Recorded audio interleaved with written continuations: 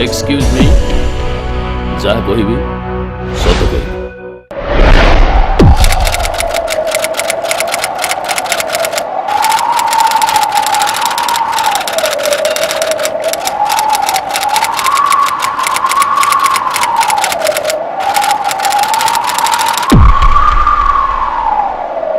जीवन नथिबा शरीर मृत आउ शिक्षा नथिबा मनीष मूर्ख। एकविंश शताब्दीर आरंभ रे एकथा समस्ते उपलब्धि कर सारे जे शिक्षा बिना जड़े मनीष मनीष हो पारिबनी। संपूर्ण मनीष हवा पई ताकू शिक्षा ग्रहण करने को पड़िबो। शिक्षार मूलदुआ है ज्ञान। ज्ञान पाइले जड़े साधारण मनीष विद्वान रे परिणत हो जाए। जड़े साधारण मनीष ता निज पाई ता परिवार पाई एवं समाज पाई बहुत किछि करि पारे। तेबे आमर विडंबना आम समाज रे एमिति किछि व्यक्ति अछंती, खूब कम हाथगणती व्यक्ति अछंती जो माने शिक्षार सपक्ष रे नाहंती। सेमिति जड़े अद्भुत व्यक्ति को आज तरंग अदालतर काठगड़ा को डाकिबु। सी हेले त्रिभुवन राय, पिता भुवनानंद राय, N3 नयापल्ली भुवनेश्वर बासिंदा। निजे जड़े उच्च शिक्षित, डबल MA करिसंती पॉलिटिकल साइंस आ ओडिया रे। सरकारी चाकरी करुथिले किंतु चाकरी छाड़ी देइचंती। तांको पिलामानकर पाठपढ़ा पई से चिंतित नुहंती एवं से एक प्रकार विप्लव आरंभ कर देइचंती जे आस मूर्ख हबा। तेणु मान्यवर विचारपति को मु अनुरोध करिबी त्रिभुवन राय को काठगड़ा भितर को डकैबा को अनुमति देबे। त्रिभुवन राय को काठगड़ा भितर को आनिया पई अनुमति दिया गला। त्रिभुवन राय हाजिर हो। त्रिभुवन राय हाजिर हो। त्रिभुवन राय हाजिर हो।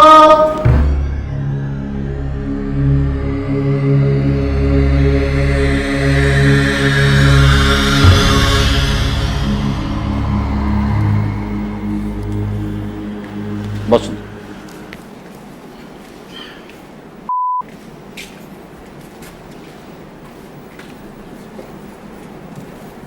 सेठी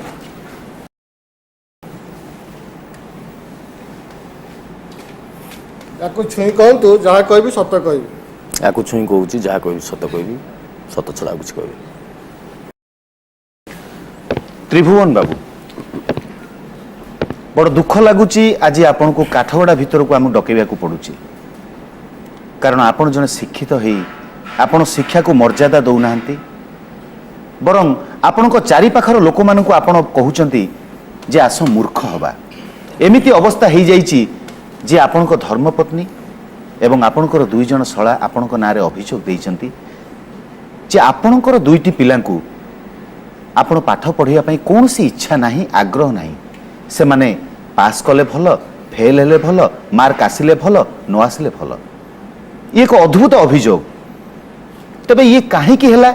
आपण काहेकि शिक्षा प्रति अनाग्रह प्रकाश कले से विषय आग कहतु। रखु आमर किंबदंती अच्छी, पुराण अच्छी, वेद अच्छी, गीता अच्छी। ता भितरे बहुत बड़ बड़ चरित्र सब अच्छा। उदाहरण मुझे आपको कहीपर श्रवण कुमार कथा। बापा माँ अंध अंधुणी थिले, जीवन में तीर्थ योग करने लगी जिते इच्छा है केते बाट चली पारे बोली श्रवण कुमार तांको कांधरे भार करी जगह जगह बुलूले। प्रभु दर्शनर कथा, तीर्थ क्षेत्र में पाद पड़े पाप पुण्य ये सब गोटे हिसाब हुए, पाप क्षय हुए, पुण्य हुए। सी थिले शिक्षित। गुरुकुल पिला जाक शिक्षा दिया होता गोरुर चमड़ा खोलिकी ताकू कलर कष करने पाखु आरंभ करके धनुर्विद्या जाए, राजनीति विज्ञान, अर्थशास्त्र, तापरे तार स्वरूप शिक्षा स्वरूप तार आउटपुट हिसाब से बाहुले अर्जुन, युधिष्ठिर, कृष्ण, अभिमन्यु, परशुराम। तो मु शिक्षा को घृणा करे नहीं केबे भी। शिक्षा नहेले जमी लांगुड़ सिंह नथिबा गोटे जंतु को पशु कहुब ना, सेमती शिक्षा नथिले गोटे मनीष को मनीष कहुब ना। एबेकार परिस्थिति जो आपण मैंने समस्ते अच्छा मु बंची, आमर आगामी आउ गोटे पीढ़ी आसूची ये बंचब एवं किसी चलीगले पढ़ी। ये जो शिक्षा वर्तमान चलती ये शिक्षा शिक्षा नुहे। एथिरे स्वार्थपरता पिला मानकु शिखा होउची, परर तंटी चिपिबा शिखा होउची, शोषण शिखा होउची। एवं जो माने बाप माँ स्वप्न को सार्थक करने निष्ठार सहित पाठ पढ़ुं मु आखि आगे गोटे उदाहरण डबल एमए कर यस पॉलिटिकल साइंस रे आज्ञा मु स्वर्ण पदक विजेता मु गोल्ड मेडलिस्ट पॉलिटिकल साइंस तो आपण निजे पाठ पढ़ुचंती किंतु पिला मानकु पढ़ौ नांती ए कथार अर्थ काहे पढ़ौनी यही हूँ कथा जे सरकारी सरकारंकर गोटे ऑफिस रे मु मध्य चाकरी करथले से चाकरी को मु छाड़ी देछि घरे पुओटे झियोटे मु सेमान को वर्तमान गोटे कथा कहूची ये जो सांप्रतिक परिस्थितिर पाठ पढ़ा या भितर तुम सामिल हो ना तुम गोटे भल मनीष हवा लगी चेष्टा कर भल मनीष हवाई जी शिक्षा दरकार ना दस्तखत दरकार पणिकिया टिके शिखा दरकार गुणन कर हरण मिश्रण फेड़ाण यही सब कम करने जी शिक्षा दरकार से कर ये प्रतियोगिता मूल धाव ना कारण मु मो घर टंका मेसीन या चाहूनी मु चाहूँगी भल पिला टिके जदि बापा माँ गोटे वन टाइप ऑफ इन्वेस्टमेंट होची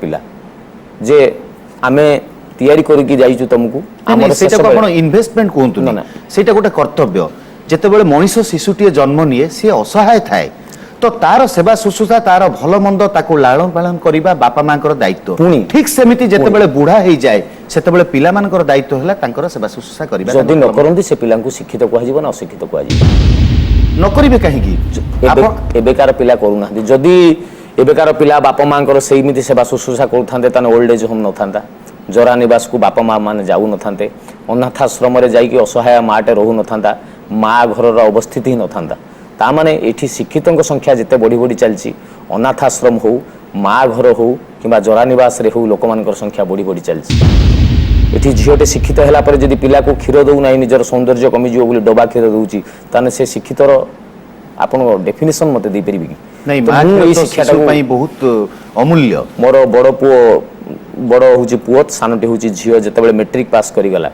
हठात मुझे देखिली बाटर घाटर मत किसी चरित्र हठात नमस्कार करने आरंभ कले राय बाबू नमस्कार ये आज्ञा आपन भल आपन पिला केमी पाठ पाठ पढ़ुन मुझे हठात देखिली अजना चरित्र सब मत कहीं नमस्कार कर दिन ठीक मेट्रिक परीक्षा देदेला पुओ हठात जड़े जड़े मो घर को आसिले आज्ञा आम गोटे कोचिंग सेंटर अच्छे आज्ञा आम कोचिंग सेंटर को जीवे आमे मैथमेटिक्स पढ़ेबू ताकू फिजिक्स पढ़ेबू केमिस्ट्री पढ़ेबू 3 जन सार आम अच्छू से आपन पिला को 3 जगह दौड़ा पड़ोनी आम 300 टका मासक दबू ये कहीकि पढ़ेले तापर दिन आउ जड़े पलि आसिले आगे आमर गोटे कोचिंग सेंटर अच्छी ऑल सब्जेक्ट पढ़ाऊँ इंग्लिश मैथमेटिक्स माने साइंस फिजिक्स केमिस्ट्री बायोलोजी सब पढ़ाऊँ 12 जन पूरा अभिज्ञ शिक्षक आसिक रही आम 600 टका लेखा नौचु एसी रूम दूची जब आपन पिला बाद आप आउ 4टी पिला देदेवे आप पिला गोटे गोटे जीन पेंट भी मिले ये कथा भी आसला एवं प्रतिदिन प्रति सप्ताह प्रति मासक थे परीक्षा दिखाई आमर आज्ञा गत थर जो 100 पिला देते से 70 पाई एकदम top class first division 90% above रखिंट 3 जन बेस्ट एंड पाई ये जेई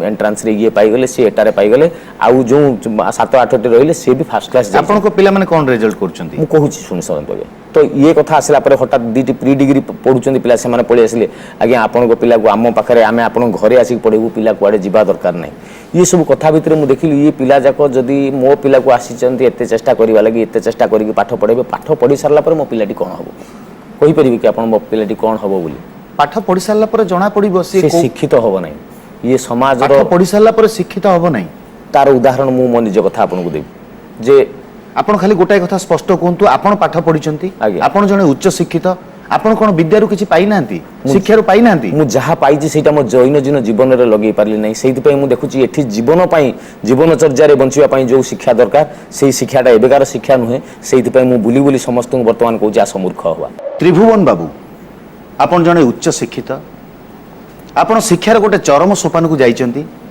आपण रहुचंती भुवनेश्वर ओडिसा राजधानी रे किंतु आपण स्लोगान दउचंती जे आस मूर्ख हवा आपण निज पिला माननकु पिला मानकर पाठ पढ़ा प्रति एमिति वितस्पृह हेले शेष में आपण स्त्री को अभियोग करने को पड़ला जे ये सकाळ उठले ठाकुर को डाकुचंती जे मो पिला माने मूर्ख ही जानतु पाठ पछे न पढ़ंतु तो ये अवस्था काहे के आसिला काहे के आपण स्त्री अभियोग करिया पर्यंत गला जे आपण जन शिक्षित लोक है कि आपण शिक्षा प्रति अनाग्रह प्रकाश करूचंती स्त्री तो घरे रहे सी भी सेमती बेसी पाठ साठ पढ़ी नहीं तेणु ता कथा को मुझे भी गुरुत्व देनी कारण से दुनिया देखुनी दुनिया बुझुनी से जाणु नहीं किछि सी भावुची जे पड़िशा घर पिला आज एठी MBA करुँच आज ये इंजीनियरिंग पढ़ले तो आम पिला भी पढ़ा दरकार तो सी पढ़ले बोली ये पढ़ा दरकार ये कथा टी माने ना एवं सबुठ बड़ कथा जे शिक्षा आज आसिक जो जगार पहुँची ତାଠାରୁ ସେଇଠି ସେଇ ପାଠ ପଢ଼ିକି ଶିକ୍ଷିତ ହେବା ଅପେକ୍ଷା ବରଂ ମୁଁ ଦେଖୁଛି ଅଶିକ୍ଷିତ ମାନଙ୍କୁ ଅଧିକା ଏଇଠି ପ୍ରାୟୋରିଟି ଦିଆଯାଉଛି, ସେମାନେ ଅଧିକା ଖୁସିରେ ଅଛନ୍ତି।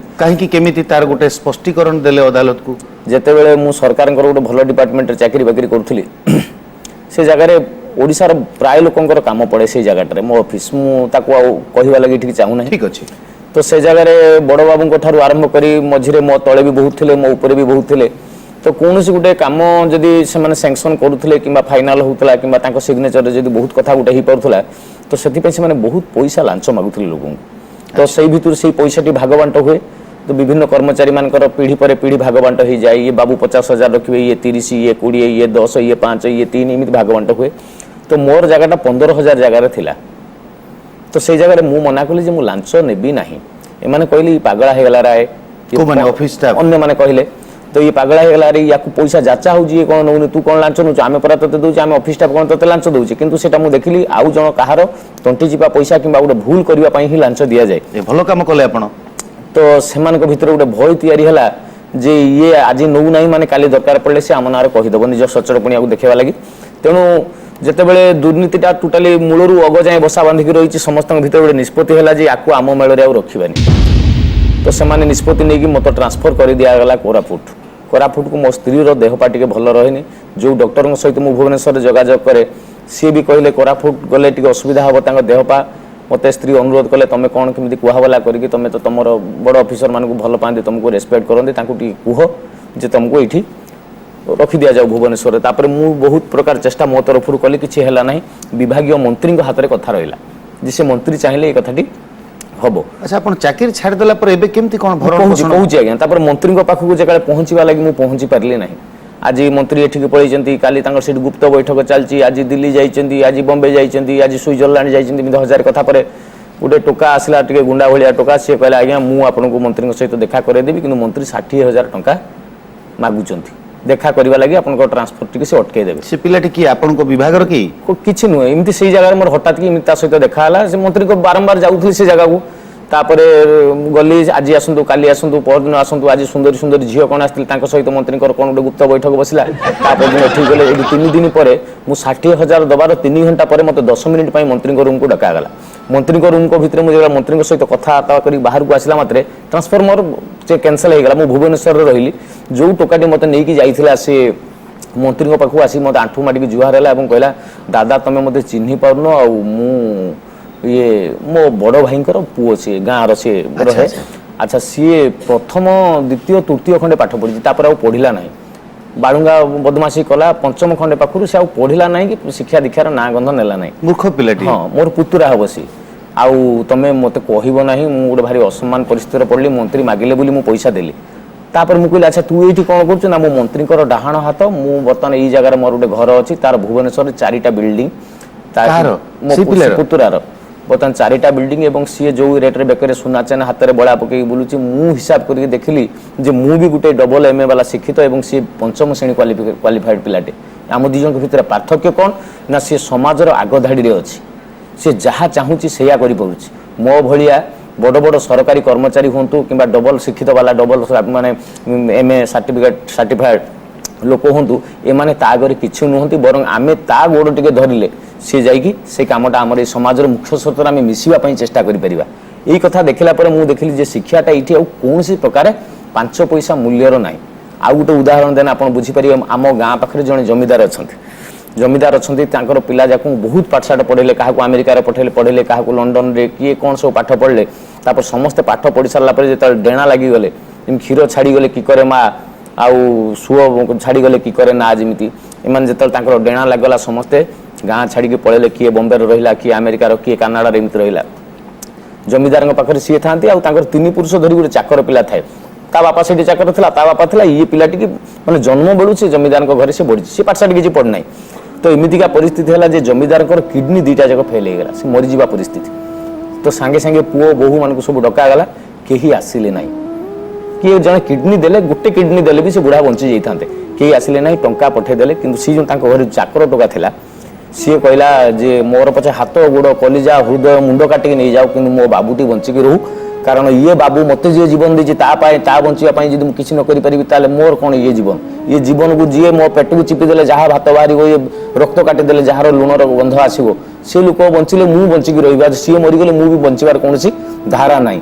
ଏଇ କଥା ହେଲା ପରେ ସିଏ କିଡନୀ ଗୋଟେ ଦେଲା ମୋତେ କୁହନ୍ତୁ ସେ ଚାକର ଶିକ୍ଷାଗତ ଯୋଗ୍ୟତା କ'ଣ? ମଣିଷ ପଣିଆଟା ଯଦି ଶିକ୍ଷା ତମ ସମା ଜ୍ୟୋତିର୍ଗମୟ ଅସତମା ସଦ୍ଗମୟ ତମ ସାର ବିନାଶ କରିବା ପାଇଁ ଯେଉଁ ଜ୍ୟୋତି ଜଳେ ତାକୁ କହନ୍ତି ଶିକ୍ଷା। ସରସ୍ୱତୀ ମାଙ୍କୁ ବନ୍ଦନା କଲାବେଳେ ସମସ୍ତେ ଏଇ କଥା କହନ୍ତି ଅସତମା ସଦ୍ଗମୟ। ଅସତ୍ କାର୍ଯ୍ୟକ୍ରମର ମାନେ ବନ୍ଦ ହଉ ଗୋଟେ ସତ୍ ଭାବନା ଏଠି ଉଦୟ ହଉ ଅନ୍ଧାର କଟି ଯାଉ ଆଲୁଅର ମାନେ ବିକାଶ ହଉ ଇଏ ହେଉଛି ଶିକ୍ଷାର ମୂଲ୍ୟ। ଯଦି ଏଠି ବିକାଶ ମାନେ ଆଲୋକ ଆସିବା ବଦଳରେ ପୁଣି ଥରେ ଅନ୍ଧାର ମାଡ଼ି ଆସୁଛି ଯଦି ଅସତ୍ୟର ରାଜ ବଢି ଚାଲୁଛି ସତ୍ୟ ପାୱାର କମି ଯାଉଛି ତାହେଲେ ଶିକ୍ଷାର କୌଣସି ପ୍ରକାର ମୂଲ୍ୟ ନାହିଁ। ମୁଁ ବିଶ୍ୱାସ କରିବିନି ଆଜ୍ଞା ମୁଁ ଠାକୁରଙ୍କୁ ପ୍ରାର୍ଥନା କରୁଛି ଆପଣ ଠିକ କହୁଛନ୍ତି କୋଉଠି କେମିତି ଘଟଣା ଘଟିଛି କିନ୍ତୁ ସବୁ ଯାକ ଅନ୍ଧାର ନୁହଁ ଆଲୁ ଅଛି। ଆଜି ପିଲା ଯଦି ପାଠ ନ ପଢିବେ ଯଦି ଜ୍ଞାନ ନ ପାଇବେ ଆଜି ପ୍ରତିଯୋଗିତାମୂଳକ ସମୟରେ ଆପଣ କ'ଣ ଚାହାନ୍ତିନି ଆପଣଙ୍କ ସ୍ତ୍ରୀ ସିନା ଜାଣିପାରୁନାହାନ୍ତି କମ୍ ପାଠ ପଢିଛନ୍ତି କିନ୍ତୁ ଆପଣ କ'ଣ ଚାହାନ୍ତିନି ଆପଣଙ୍କ ପିଲା ସାମ୍ନା କରୁ ଦୁନିଆକୁ ଆପଣଙ୍କ ପିଲା କୋଉ ଗୋଟେ ଉଚ୍ଚ ଜାଗାକୁ ଯାଉ? ମୁଁ ଚାହେଁ ନାହିଁ ଆଜ୍ଞା। ମୁଁ ଉଚ୍ଚ ଜାଗା ଚାହୁଁଛି ସେଇ ଜାଗା ଯୋଉ ଜାଗାରେ ଶ୍ରବଣ କୁମାର ଥିଲା। ମୁଁ ସେଇ ଉଚ୍ଚ ଜାଗା ଚାହୁଁଛି ଯେ ବାପାଙ୍କର ଗୋଟିଏ ପ୍ରତିଶ୍ରୁତିରେ ଫେରିବା ବେଳେ ମୁଁ ତତେ ନେଇ ଆସିବି ଏଇ ଗୋଟିଏ ପ୍ରତିଶ୍ରୁତିରେ ଯିଏ ପୁଅ ପଶି ଯାଇଥିଲା ଅଭିମନ୍ୟୁ ସପ୍ତରଥୀଙ୍କ ଭିତରକୁ ଚକ୍ର ବ୍ୟୂହ ଭିତରକୁ କେବଳ ଗୋଟେ ବିଶ୍ୱାସ ଥିଲା ମୋ ବାପା ମୋତେ ଫେରିକି ଆଣିବେ। ସେଇ ବିଶ୍ୱାସ ବର୍ତ୍ତମାନ କୋଉ ପିଲା ଭିତରେ ନାହିଁ। ସମସ୍ତେ ଲାଗି ପଡ଼ିଛନ୍ତି ଟଙ୍କା ତିଆରି ମେସିନ୍ ତିଆରି କରିବା ପାଇଁ ଗୋଟେ ମେସିନ୍ ତିଆରି ପାଇଁ ସମସ୍ତେ ଲାଗିଛନ୍ତି। ମଣିଷ ତିଆରି ପାଇଁ ଏ ଶିକ୍ଷା କୌଣସି ପ୍ରକାର ପଦକ୍ଷେପ ନେଉନାହିଁ। ତେବେ ସେ ଶିକ୍ଷାକୁ ମୁଁ ଘୃଣା କରେ। ସବୁ ଜାଗାରେ ମୁଁ ଦେଖିଲି କେବଳ ଗୋଟିଏ ଜିନିଷ ଏଠି ଶିକ୍ଷିତ ମାନେ ହିଁ ନିଷ୍ପେଷିତ ଶିକ୍ଷିତ ମାନେ ହିଁ ବର୍ତ୍ତମାନ ଅନ୍ୟମାନଙ୍କ ଦ୍ୱାରା ଶୋଷିତ ହେଉଛନ୍ତି। ଏଠି ଯଦି ଆଗ ଧାଡ଼ିରେ କିଏ ଅଛନ୍ତି ସେମାନେ କେଉଁମାନେ ସେମାନେ ହେଉଛନ୍ତି ଅଶିକ୍ଷିତ ମୂର୍ଖ। ଭୁବନେଶ୍ୱର ଯାକ ଯାଇକି ବୁଲିକି ଦେଖନ୍ତୁ ଯେଉଁମାନଙ୍କ ବେକରେ ବୁଢ଼ା ଆଙ୍ଗୁଳି ମୁଟାର ଦେଖିବେ ସୁନା ଚେନ୍ ପଡ଼ିଛି ହାତରେ ଏଡ଼େ ଏଡ଼େ ମୁଟା ସେମାନଙ୍କ ଶିକ୍ଷାଗତ ଯୋଗ୍ୟତା ଯାଇକି ପଚାରିବେ କିନ୍ତୁ ଗୋଟେ ଶିକ୍ଷିତ ଲୋକକୁ ପଚାରନ୍ତୁ ଲୋନ୍ ଖଣ୍ଡେ ଆପ୍ଲାଏ କରିବା ପାଇଁ ଗୋଟେ ମୂର୍ଖର ଗୋଡ଼ ତଳେ ପଡ଼ୁଛି। ट्रेन लाइन स्टेशन टिकेट करने मूर्ख को गोड़ हाथ तले पड़ुଛି मो भाई तू परा दलाल अच्छु आरटीओ पाखक जातु गाड़ी नंबर करने चॉइस नंबर तो दरकार पड़े 15टा मूर्ख को गोड़ तले पड़ा पर जाकि पसंदर नंबर टे पाइबे। तो सबू जगह जब मूर्ख को आगू दिखाऊँगी ताने मु भी कहूँ आस समस्ते ये मूर्ख हवा। राय बाबू आपण गोटे दीटा जिनस को नमूना करिकी आपण पूरा समाज को दायी करि परिबे नाही। शिक्षार आवश्यकता अछि। भात हांडी गोटाए चिपिले जना पड़िबो भात हांडी जाक कोन किंतु आपण गोटे दीटा घटना को भित्ति करी आपण शिक्षा को ब्लेम करि परिबे नाही। मोर वर्तमान 40 वर्षर अभिज्ञता भितर 10 वर्ष छाड़ी दिंतु मो छोट पिला जो दिन ठार मु बुझिलिनी 30 वर्ष जो अनुभव 30 वर्ष में एपर्यंत आपन को केते घटना मो आखि आगे आपन नेबे। शिक्षित और अशिक्षित मानकर क्षमता तांकर बंचिबार धारा जदि आपन को उदाहरण देबी केते कथा कहले आपन बुझी परिबे मु बुझी परनी।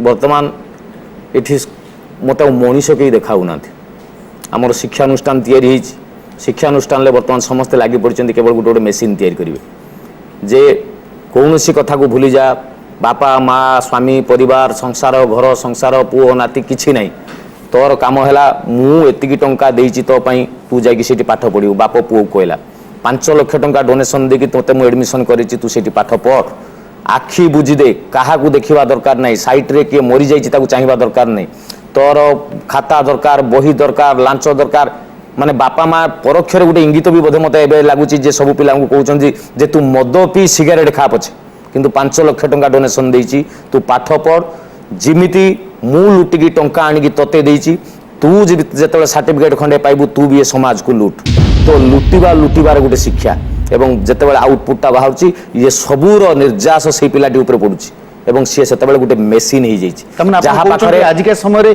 जो शिक्षा दि जाऊँगी से शिक्षा नुह आपन को लगुच कि शिक्षा आपन जड़े बुद्धिजीवी आपन सार से बस आपन भी जड़े बुद्धिजीवी समस्ते चिंता करके देखूँ ये शिक्षा कौ मान को तैयारी कर वस्तुवादी हो जाइए मनीष गोटे बापर अनेक दिन स्वप्न थिला जे जे गोटे कार चढ़ी गोटे भल कार गोटे बहुत कष्ट करके कार लोन एप्लाय करके या गोड़ तले ता गोड़ तले पड़ी मूर्ख लोक गोड़ तले पड़ी लोन एप्लाय करके से गोटे कार आनला फोर्ड फिएस्टा दांड दुआर मुझे ठिया छाती फुलेक लोक देखा देख मो स्वप्न था फोर्ड फिएस्टा गाड़ी आने लगे मानिक मो घर आगे ठिया कर दीची तापर दिन सकाळे बापा पानी बाल्टी ये धरिकी स्वांप धरिकी गाड़ी पुछुची कुनी पुओ से खेलुची हठात खर खर खर खर साउंड है बापा जाकि देखला कौन होची सेपट को बुल्ला कुनी पुओटी बापार कुनी पुओटी गोटे इटा धरिकी कौन गोटे गाड़ी देची माने रांपी रुंपी देची इमती गाड़ी टिके बापा गला से इटा टी छड़े आनिक से पुओ हाथ को पिटी देला पुओर गोटे आंगुली कटिगला एवं पुओ कांदिला बहुत जोर ବାପା ତମେ ଏମିତି କାହିଁକି କଲ?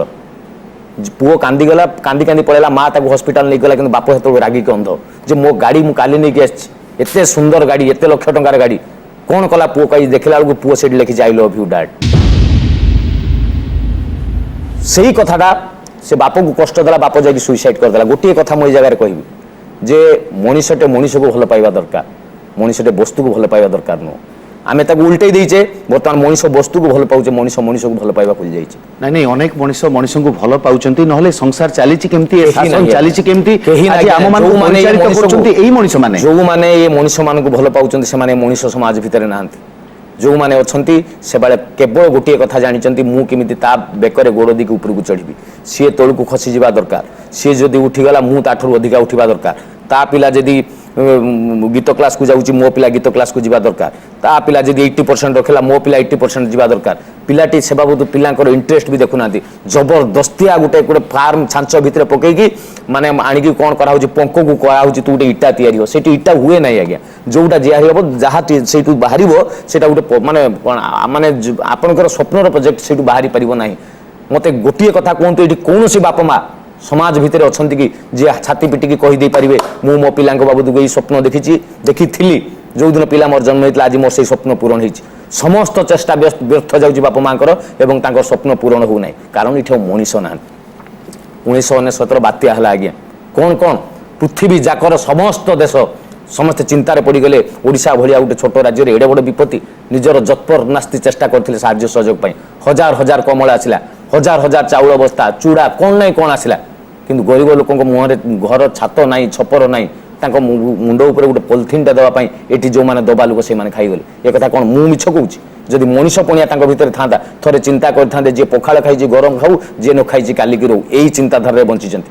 କାରଣ ଯଦି 10 ବସ୍ତା ଚାଉଳ ଆସିଛି କି 100 ବସ୍ତା ଚାଉଳ ଆସିକି ପହଞ୍ଚିଛି, 100 ବସ୍ତାରୁ ଆଗେ ତୁ ଆଗେ ଭାଗ କଲୁ ମାନେ ତୁ ରଖିଦେ 20 ବସ୍ତା। ସିଏ ତା ତଳୁ ଗଲା 80 ପାଖରେ, ସିଏ କହିଲା ମୁଁ ମୋ ଭିଣେଇ ଘରକୁ ଏତିକି ପଠେଇବି, ମୋ ଶଳା ଘରକୁ ଏତିକି ପଠେଇବି। ତାପରେ ଯେତେବେଳେ ଫାଇନାଲି ଲୋକଙ୍କ ପାଖରେ ପହଞ୍ଚିଲା ଡବାରେ 250 ଲେଖା ଚାଉଳ, ଯେତେବେଳେ କି ସମସ୍ତେ ଗୋଟିଏ ଗୋଟିଏ ବସ୍ତା କ'ଣ ଜଣକା 10 ବସ୍ତାର ଚାଉଳ ପାଇବାର କ୍ଷମତା ଥିଲା, ଯେଉଁଥିରେ ସାହାଯ୍ୟ ମିଳିଥିଲା। ଯେଉଁ ମଣିଷର ଦୁର୍ଦିନରେ ପଡ଼ିଯାଉଥିବା ଲୋକଟାକୁ ଉଠେଇବାର ଯେଉଁଠି ମଣିଷ ପଣିଆ ଏମାନଙ୍କ ଭିତରେ ହଜିଯାଇଛି, ସେମାନଙ୍କୁ ଶିକ୍ଷା କଥା କାହିଁକି କହିବା? ତାହେଲେ ଆପଣ କ'ଣ ଚାହୁଁଛନ୍ତି, ପିଲାମାନେ କେମିତି ପାଠ ପଢ଼ିବା ଉଚିତ, କୋଉଭଳି ଭାବରେ ଜ୍ଞାନ ପାଇବା ଉଚିତ? ପଣିକିଆ ଶିଖନ୍ତୁ, ଗୁଣନ କରିବା ଶିଖନ୍ତୁ। ଜୀବନରେ ଯେତିକି ଗଣିତ ଦରକାର ସେତିକି ଗଣିତ ଶିଖନ୍ତୁ। ନା ଦସ୍ତଖତ କିମ୍ବା ଅତି ବେଶୀରେ ଚିଠିଟେ ଲେଖିଲା ଭଳିଆ ଯେତିକି ଶିକ୍ଷା ଦରକାର ସେତିକି ଶିଖନ୍ତୁ। ଆଉ ତାପର ପାଠ ଦରକାର ନାହିଁ। କେବଳ ମୁଁ ଗୋଟିଏ କଥା ଚାହୁଁଛି, ଏ ସମାଜରେ କେବଳ ମଣିଷ ତିଆରି ହୁଅନ୍ତୁ। ଏ ଅମଣିଷମାନଙ୍କ ସମାଜ ଭିତରେ ମୁଁ ତ ଅଣନିଶ୍ୱାସୀ ହେଇଗଲିଣି। କିଛି ନାହିଁ, ଏମାନଙ୍କ ଭିତରେ ମୁଁ ବି ରହିବା ଲାଗି ଚାହୁଁନି। ଗୋଟେ ସୁନ୍ଦର ଛୋଟ ଦୋକାନ କେବିନି ଖଣ୍ଡେ ମୁଁ ଦୋକାନ ବର୍ତ୍ତମାନ ଦେଇଛି, ତା ଭିତରେ କାର୍ଡ଼ ରିଚାର୍ଜ କରୁଛି, ଆରାମରେ ବସୁଛି, ଫାଙ୍କା, ସାଙ୍ଗସାଥି ସମସ୍ତେ ଆସୁଛନ୍ତି। ମୁଁ ମୋ ଭିତରେ ଏବଂ ମୋ ସାଙ୍ଗମାନଙ୍କ ଭିତରେ ଗୋଟେ ବିପ୍ଳବ ବର୍ତ୍ତମାନ ତିଆରି କରିଛି। ଆସ ଏଠି ସମସ୍ତଙ୍କୁ ଉପଦେଶ ଦେବା, ସମସ୍ତେ ମୂର୍ଖ ହୁଅନ୍ତୁ, କେହି ପାଠ ପଢ଼ିବା ଦରକାର ନାହିଁ। ଭଲ ମଣିଷଟି ତିଆରି ହୋ, ବାପା ମାଆଙ୍କୁ ଶ୍ରଦ୍ଧା କରିବା ଶିଖ, ଏ ମା ମାଟିକି ଭଲ ପାଇବା ଶିଖ, ସେତିକି ଦରକାର। ମୁଁ ଆଜି ବି କହୁଛି, କହୁଥିଲି ଏବଂ ଆଗକୁ ବି କହିବି, ଆସ ମୂର୍ଖ ହେବା, ଆସ ମୂର୍ଖ ହେବା, ଆସ ମୂର୍ଖ ହେବା। ତ୍ରିଭୁବନ ବାବୁ, ଆପଣଙ୍କ କଥା ଶୁଣିଲା ପରେ ଆମକୁ ମଧ୍ୟ ଅନୁଭବ ହେଉଛି ଯେ ଆପଣଙ୍କ କଥାରେ ଅନେକଟା ସତ୍ୟତା ଅଛି। ତେବେ ଆପଣଙ୍କ ନାଁରେ ଅଭିଯୋଗ ବିଶେଷ ଆସିନଥିଲା, ଆପଣଙ୍କ ପରିବାର ଲୋକଙ୍କର ଅଭିଯୋଗ ଆସିଥିଲା। ତେବେ ଆପଣଙ୍କ କଥା ଶୁଣି ସାରିଲା ପରେ ମାନ୍ୟବର ଅଦାଲତ ଯାହା ନିଷ୍ପତ୍ତି ନେବେ। ମିଷ୍ଟର ତ୍ରିଭୁବନ ରାୟ, ଆପଣଙ୍କ ସମସ୍ତ କଥା ଶୁଣିବା ପରେ ଅଦାଲତ ଏହି ସିଦ୍ଧାନ୍ତରେ ପହଞ୍ଚିଛି ଯେ ଆପଣଙ୍କ କଥା ଭୁଲ ନୁହେଁ କି ଠିକ୍ ମଧ୍ୟ ନୁହେଁ। ଶିକ୍ଷା ଆଜି ତାର ମୌଳିକତା ହରାଇ ବସିଛି ସତ, କିନ୍ତୁ ଏକଥା ବି କହିବା ଠିକ୍ ନୁହେଁ ଯେ ସମସ୍ତେ ଏଠି ମୂର୍ଖ ହୁଅନ୍ତୁ। ଭଲ ମଣିଷ ନଥିଲେ ଆମେ ବଞ୍ଚିବା କେମିତି କୁହନ୍ତୁ ତ? ଏ ସମାଜ ଚାଲିବ କେମିତି? ଅଦାଲତ ଆପଣଙ୍କୁ କୌଣସି ଜରିମାନା ଦେବାକୁ କହୁନି, କେବଳ ଏତିକି ଅନୁରୋଧ କରୁଛି ରାୟବାବୁ ଯେ ଆପଣ ଟିକେ ଆପଣଙ୍କ ଚିନ୍ତାଧାରାରେ ପରିବର୍ତ୍ତନ କରନ୍ତୁ। ଆଉ ସମସ୍ତ ଶିକ୍ଷାବିତ୍ମାନଙ୍କୁ ଏତିକି ଆମର ଅନୁରୋଧ ଯେ ସମସ୍ତେ ଟିକେ ଭାବି ଦେଖନ୍ତୁ କେଉଁଟା ଠିକ୍ କେଉଁଟା ଭୁଲ। ଆଜି ପାଇଁ ଅଦାଲତ ଏଇଠି ରହିଲା।